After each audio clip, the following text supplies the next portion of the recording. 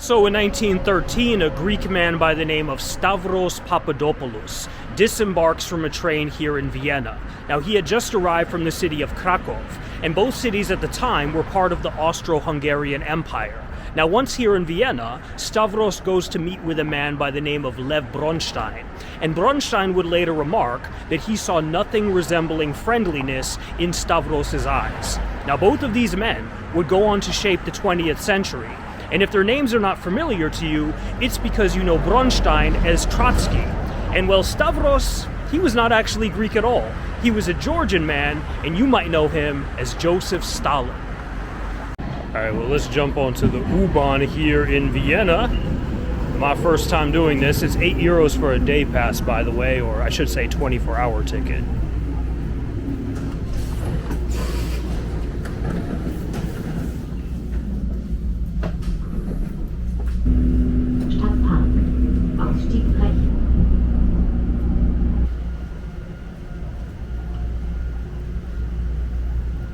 And the only reason I jumped on the U-Bahn this morning to come over here to this part of Vienna is to visit a street known as Schönbrunner Straße, which is this one.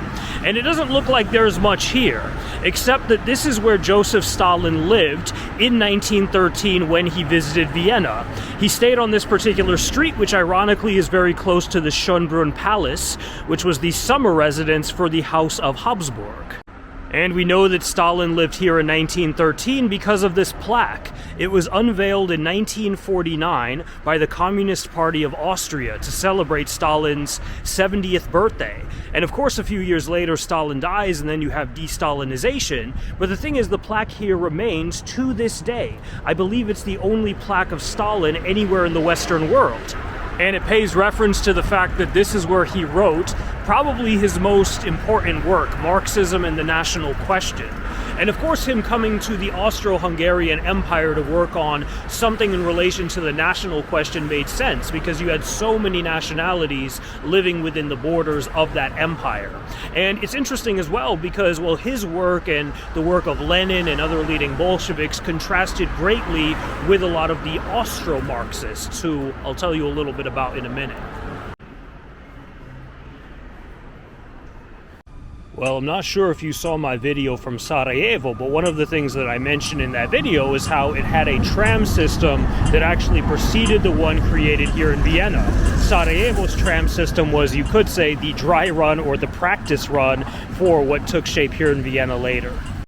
So, you know, 1913 probably doesn't seem like an important year historically, but in a sense it was the calm before the storm, because everything will go to shit from 1914. That's when you get the start of the Great War, the First World War, the Inter-Imperialist War.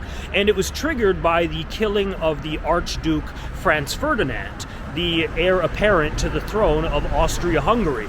And interestingly, I mean, in 1913, you can think about it like this. Franz Ferdinand, of course, would have lived in Vienna. Trotsky was living here. Stalin was living here. Sigmund Freud was living here. Joseph Broz Tito was living here. And so was Adolf Hitler.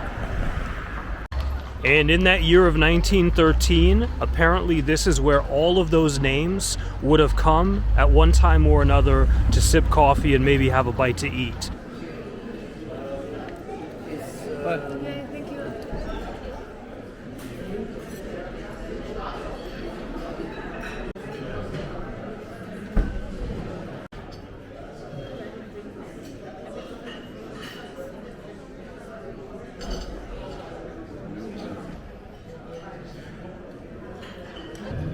Wow, what an experience, and a little bit eerie, I have to say, because as you're sitting there, you're just thinking, who sat at this table before?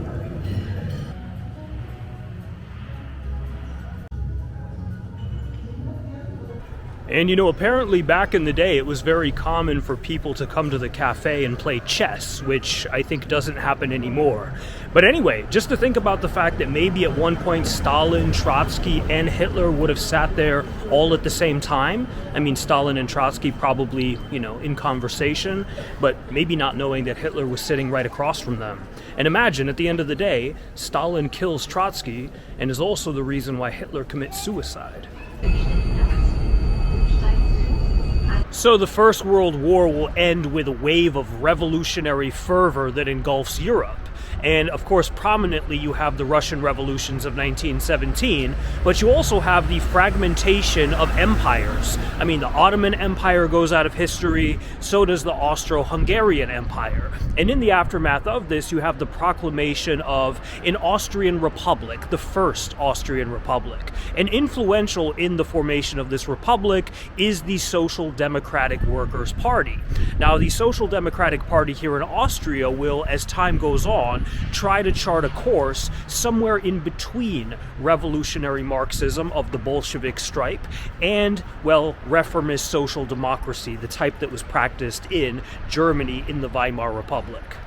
And just some of the names that are key in that history of Austro-Marxism: Victor Adler, Karl Renner, we'll talk about him again later, Max Adler, who was born in this particular house in 1873. Karl Renner goes on to become the first chancellor of that new republic. The thing is, on a national level, the Social Democrats don't actually end up wielding that much power. But in Vienna, they absolutely do. In fact, the period from 1918 to 1934 will become known as the period of Red Vienna.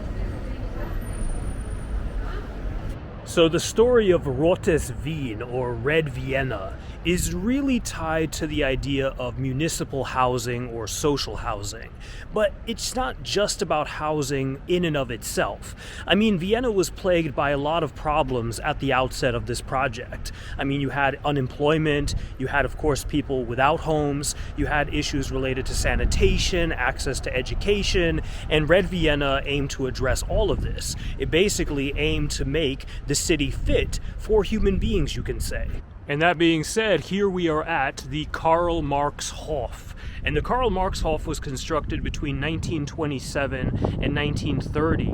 1,382 apartments make up this massive, massive complex. And about 5,000 people were supposed to be able to live here in total.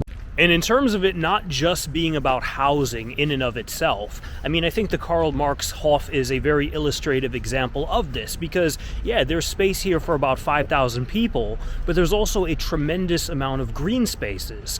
And there were libraries built here, there were kindergartens, there were laundromats, there were public baths, doctor's offices. So again, the idea was that basically everybody should be able to have a decent standard of living. Well, I do have to say I am slightly disappointed about being here on, what's today, a Tuesday? Because there is a museum dedicated to Red Vienna, but it's only open on Thursdays and Sundays. Oh, what a shame. Well, I'm sure you'll be shocked to learn that very close to the Karl Marx Hof, only one train stop away, sits, surprise, surprise, the Friedrich Engels Hof. And it was constructed between 1930 and 1933.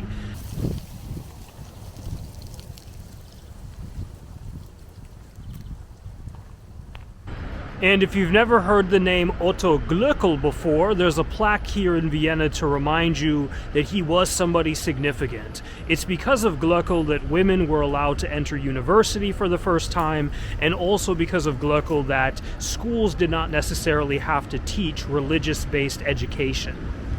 And Victor Adler, I mentioned the name already, one of the founders of Austrian social democracy, as well as one of the founders of the Republic.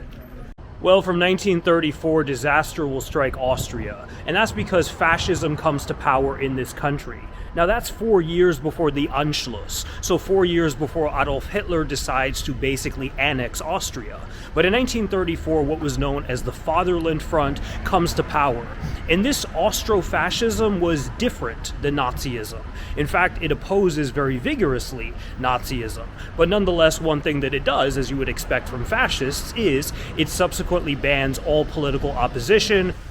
So Vienna is liberated by the Soviet Red Army in April of 1945, just a few short weeks before the liberation of Berlin, and around 17,000 Soviet soldiers die in this city.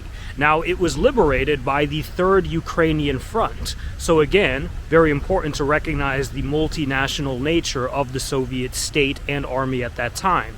And in the aftermath of the liberation of Vienna, Well, interestingly, Austria gets divided into 4 occupation zones, very similar to Germany. And Vienna is also divided into 4 zones. This all ends in 1955 with Allied forces withdrawing. And subsequently, Austria becomes a neutral state, and it still maintains that neutrality even today in 2024.